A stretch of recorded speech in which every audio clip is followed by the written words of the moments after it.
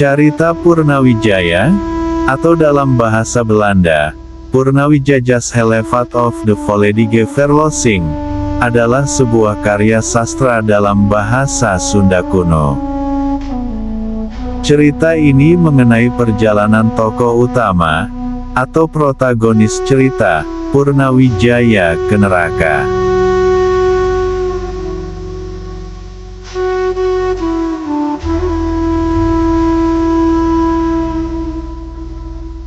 Cerita ini terwariskan pada dua naskah manuskrip daun palem, yang ditulisi dengan aksara Sunda kuno, dan sekarang disimpan di Perpustakaan Nasional, Kropak 413 dan Kropak 423. Kedua naskah daun palem ini diperkirakan berasal dari abad ke-17 Masehi, dan sekarang berada dalam kondisi memprihatinkan.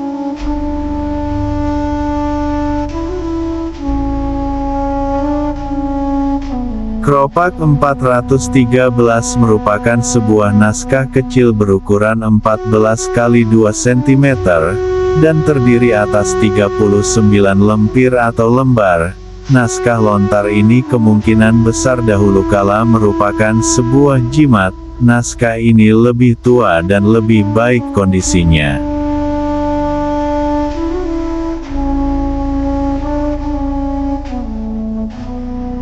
Sedangkan Kropak 423 merupakan sebuah naskah lontar berukuran 30 x 3,5 cm dan terdiri atas 35 lempir. Naskah lontar ini kondisinya sudah sangat memprihatinkan. Banyak lempir yang rusak, berlubang, dan berceruk. Teksnya juga banyak yang korup atau rusak. Naskah ini lebih muda daripada yang sebelumnya.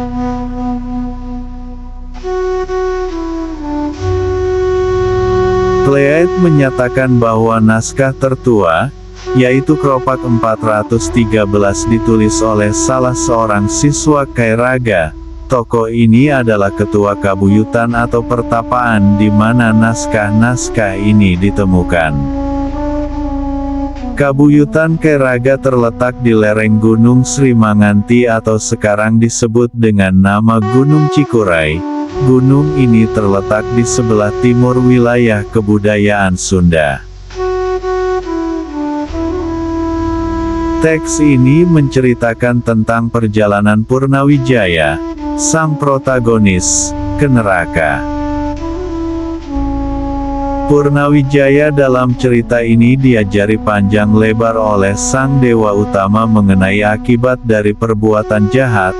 Setelah itu sang Purnawijaya diajak untuk datang ke neraka dan melihat bagaimana orang-orang berdosa disiksa. Lalu Purnawijaya bertanya kepada Yamadipati, kepala neraka, untuk mengakhiri penyiksaan ini. Maka Yamadipati berkata bahwa mereka di sini karena perbuatan buruk mereka ketika mereka hidup dan mereka bisa reinkarnasi pada kehidupan selanjutnya. Selain itu Purnawijaya mendapatkan pengajaran pula.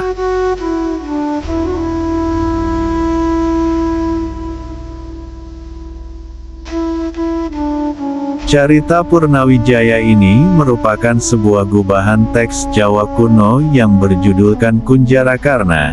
Cerita ini mengenai sang Kunjarakarna, seorang yaksa atau sejenis raksasa yang bertapa karena ingin menebus dosanya. Cerita Sunda kuno ini berbeda secara signifikan dari cerita Jawa kuno ini, di mana cerita Jawa kuno ini terdiri dari dua bagian dan merupakan sebuah cerita yang bernapaskan agama Buddha. Karakter Buddhis pada cerita Sunda kuno ini sudah hilang sama sekali.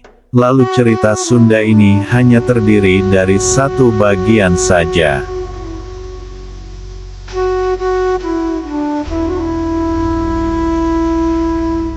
Dua bagian cerita Kunjarakarna ini ialah perjalanan Kunjarakarna ke neraka. Kunjarakarna bertapa dan mendapatkan berkah dari Wairocana atau Sang Buddha untuk bisa melihat neraka. Di sana ia melihat bagaimana orang-orang berdosa disiksa, lalu ia melihat sebuah ketel besar di mana orang-orang berdosa ini direbus. Lalu ia melihat sebuah ketel baru yang sedang disiapkan. Ternyata ketel ini diperuntukkan untuk Purnawijaya. Purnawijaya adalah sahabat karib Kunjarakarna yang akan meninggal dalam waktu beberapa hari. Kunjarakarna terkejut dan meminta kepada Sang Buddha apakah ia bisa memperingatkan kawannya. Oleh Sang Buddha ia diperbolehkan, namun Purnawijaya tidak boleh menghindari hukuman. Meskipun begitu hukumannya diperpendek, dari 100 tahun menjadi 10 hari.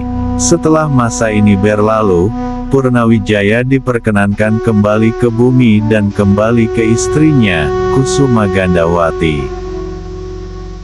Lalu cerita berakhir dengan Kunjarakarna dan Purnawijaya bersama-sama bertapa semedi di lereng Gunung Semeru.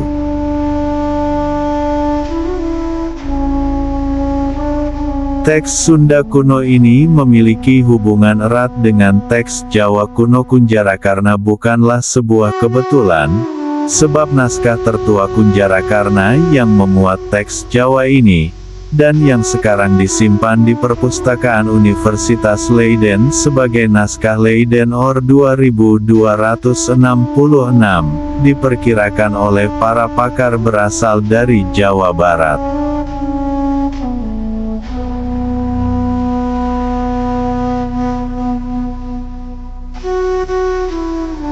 Tidak bisa dipungkiri bahwa teks Sunda ini berdasarkan teks Jawa kuno.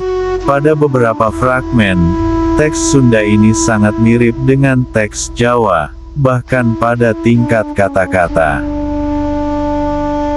Berikut ini disajikan perbandingan antara teks Sunda dan Jawa pada sebuah adegan beserta dengan terjemahannya. Ejaan teks Jawa ini sudah disesuaikan.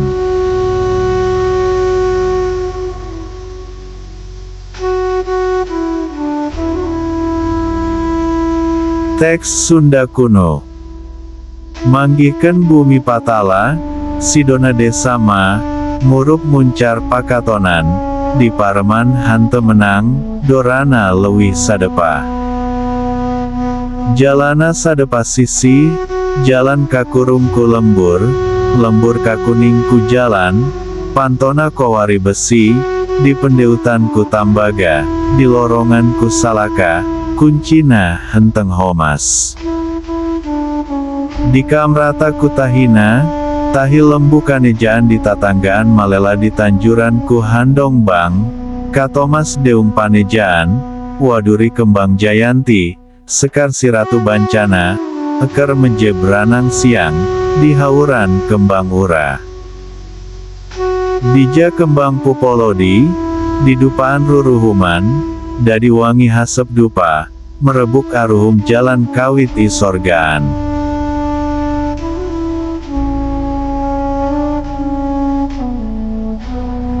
Terjemahan teks Sunda kuno. Maka sampai di bumi bawah tujuannya adalah sebuah daerah yang menyala dan berbara, hal ini sulit dipadamkan. Gerbangnya lebih dari 1 depa, sedangkan jalannya masing-masing setengah depa dan dilingkari oleh pemukiman.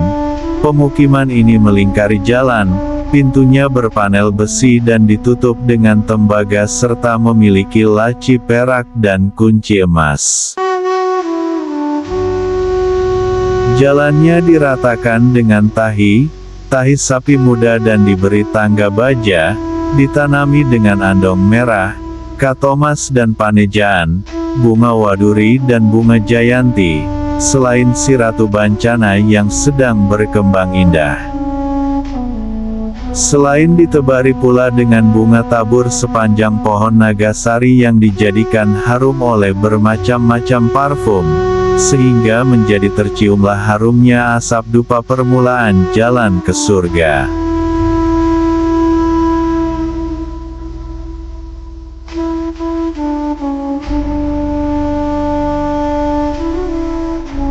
Teks Jawa kuno. Tanah suwe ring awan, dateng taya ring bumi patala. Hana taya Srijati dumilah sadakala lonya sendria, sendria ngaranya, soli ing mata tumingal. Hana tababahan kapanggiha denira sang kunjara karna, inepnya tambaga, lereganya salaka, tuwin kuncinya mas, tambak lalenya wesi. Ikang hawan sadepas sarohlonya, inurap rinata rata ginomaya ring tahining lembukanya, tinaneman taya handong bang, kayu puring, kayu mas sedang asinang, winoran asep dupa, merabuk arum ambunika sinawuran kembang ura. Pinujan kembang pupungon, ya tamatanyan maruhun-ruhunan ikang watek papa kabe winalingnya dalan maring suarga rihidepnya.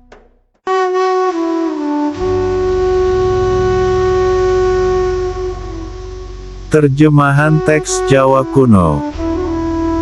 Maka tak lama mereka berada di jalan dan sampailah di dunia bawah, maka adalah sebuah pohon jati yang senantiasa menyala, tebal batangnya satu indera, maksudnya hanya satu pemandangan mata. Lalu sang kunjara karna melihat panelnya dari tembaga, lacinya dari perak, dan kuncinya dari emas, temboknya dari besi. Jalannya selebar satu depa dan satu roh dibersihkan, diratakan dan dibersihkan dengan tinja sapi perawan betina diberi tanaman andong merah, puring dan pohon-pohon yang sedang berbunga harum.